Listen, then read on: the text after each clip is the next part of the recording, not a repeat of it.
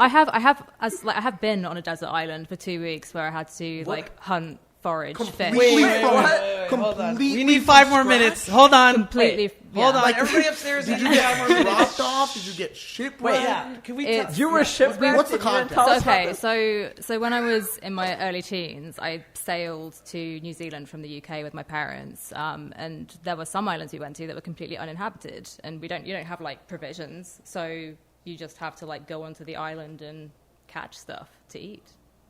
This is crazy. So you just how got to long this was island, that trip? and it was like, hey guys. 2 years. 2 years of sailing? Yeah, well, 2 years of sailing plus being in places, including the occasional desert island. Did you bring any food with you onto the island? Yeah, so you bring. All right. You can kind of have provisions for maybe a month, but if you're crossing the Pacific, right, that's a month, and then you get to islands that are just coral atolls that nobody lives on. So you were on an island with nothing on you, nothing. food-wise. You have tools? Yeah, you have tools. You bring the tools with you. You bring the tools with you. Was it Tools just to the 3 of you? Yeah. So what were you guys hunting and stuff? What were you doing? Yeah, what'd you kill? So it was mostly land crabs. Okay. And then fishing, and then picking breadfruit, and then you'd make a fire on the island. And So you were out on the island with guns, no guns required. Bows? Swords? Did Just you kill any large Anything? animals ever? No.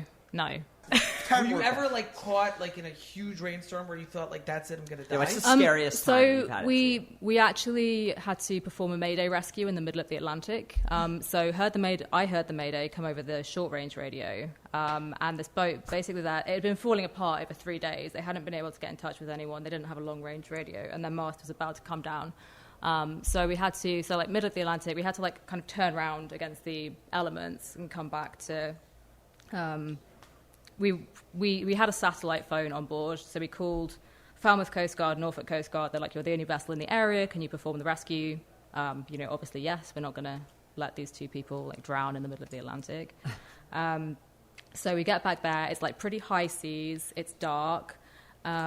We have to try and get the boat close enough without obviously crashing the boats and sinking both of us, which is really hard on these big kind of pyramid seas. So we spent probably about 20 minutes trying to get a rope between the 2 boats to be able to get a life raft across.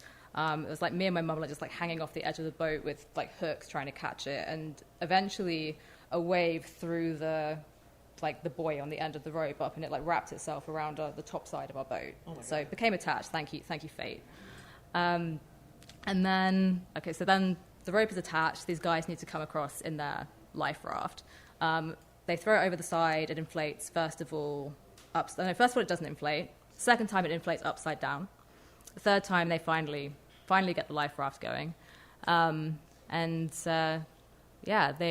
made it across. They'd been there for 3 days, not able to get in touch with anyone. Their eyes were yellow with fear. They'd just been, waiting to die for 3 days. They arrive on our boat with a bag that is literally all of their belongings in the world because they had no insurance. They couldn't afford insurance, and they packed up, sold their entire life to do this sailing trip. The boat was called Sydney because they were going to be sailing to Sydney and then getting married there. So we got them on the boat.